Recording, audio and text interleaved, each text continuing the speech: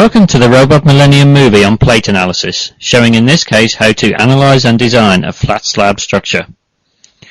We're first of all going to define some geometry for the slab.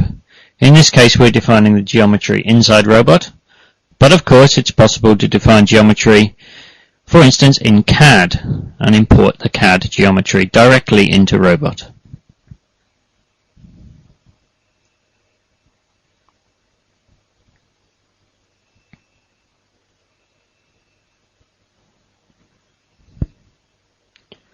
Having defined the geometry, we can now assign some structural attributes to the geometry by defining, as we term in Robot, a panel.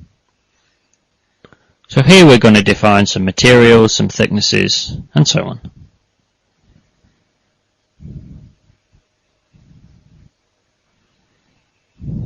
So a 200mm thick slab. And we can also define, according to various codes of practice, in this case the BS code, exactly the covers of reinforcement and the concrete type that we wish to use.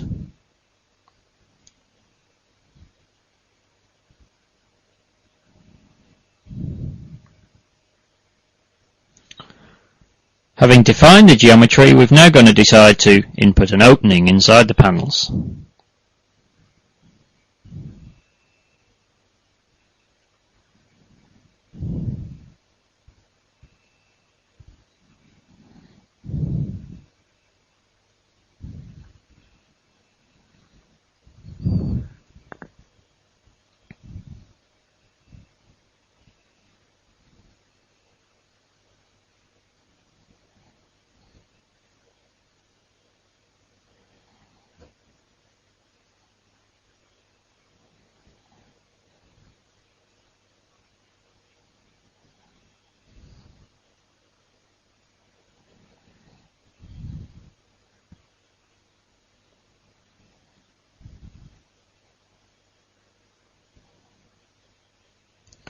We're now going to start to define some supports.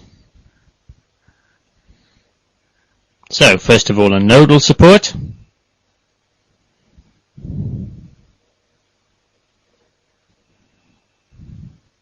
And then a line support.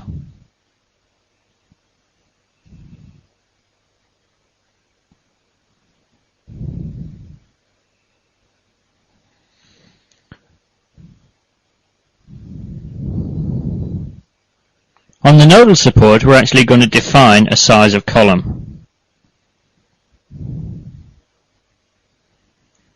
This column can be defined as rectangular or circular.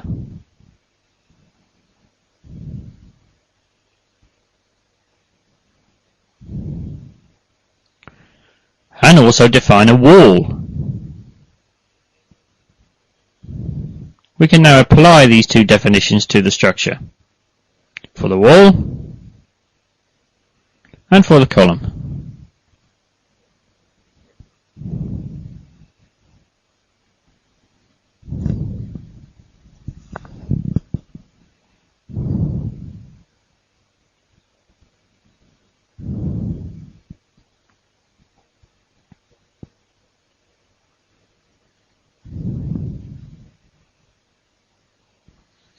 Now to define some load cases and some loads within those cases.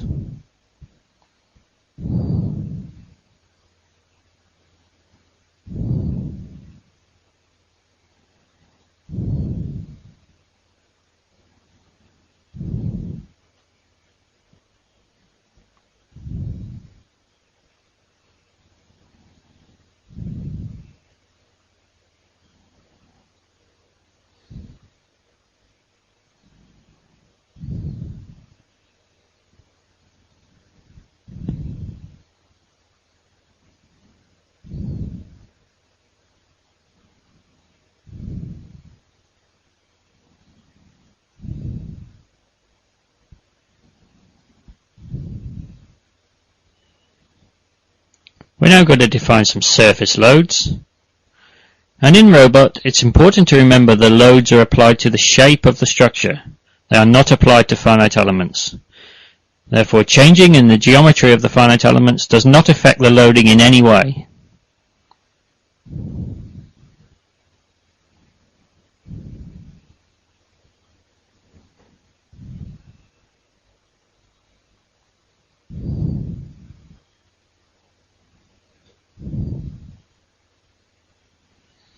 So again we'll define another patch load on the second panel.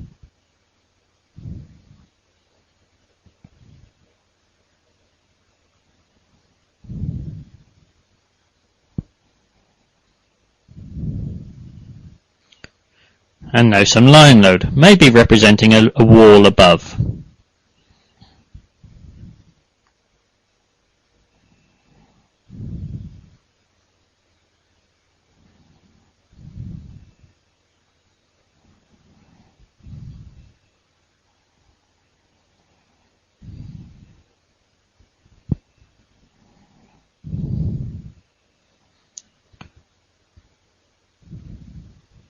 Having defined our basic loads now, we can now add some live load.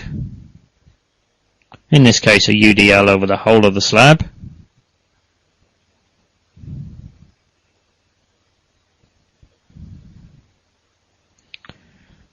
And a different live load on the second panel.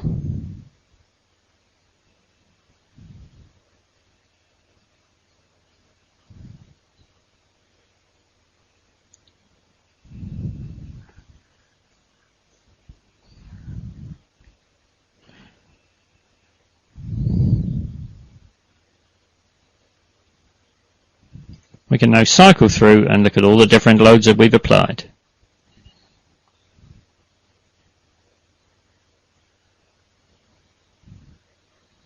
We can now combine those loads and we can combine them as ultimate limit state or serviceability limit state loads. This becomes very important in the design of RC structures because Robobat has the capability of calculating at both ULS and SLS level.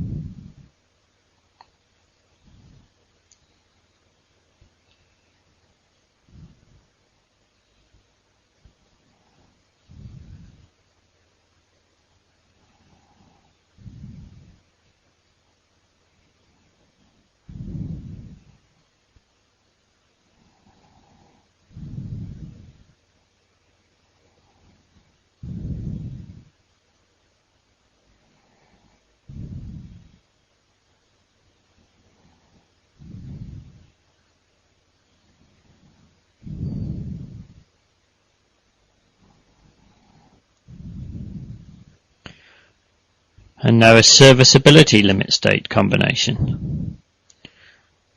We can use this case, or all serviceability limit state cases, to calculate the cracked deflection and also cracked width on the structure. And now view our combinations graphically. So now to generate some finite elements.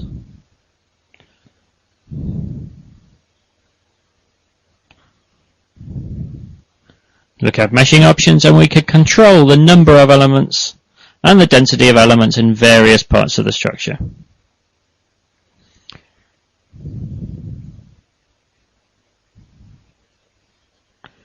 We're going to use emitters on this structure to radiate elements from holes and from corners of the structure.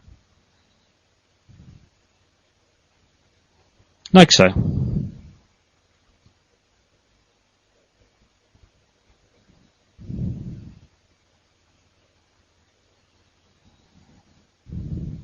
We can now calculate the model and look at the results in some detail.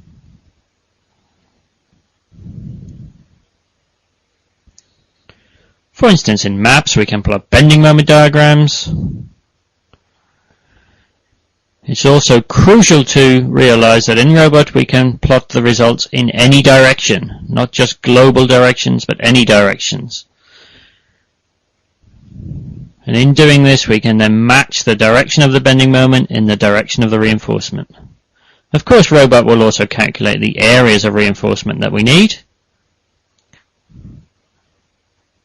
if necessary by using the wood and armor method, which converts torsion in the slab into equivalent bending moments in two orthogonal directions.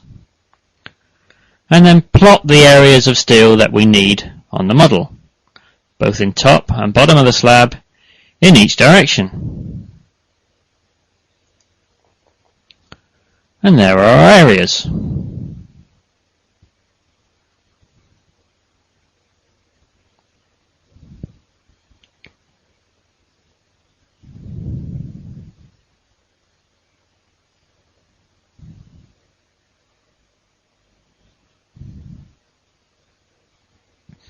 As we mentioned earlier, it's also possible to plot serviceability results, such as deflections and cracking width.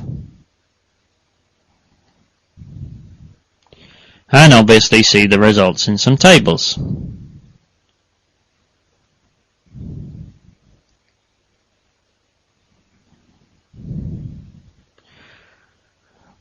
We can now use the provided part of Robot to predefine our own reinforcement on the structure and also verify punching shear for our columns.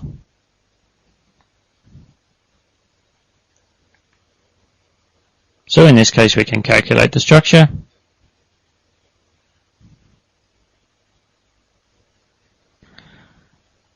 And now recalculate our structure and view our punching shear requirements at the bottom.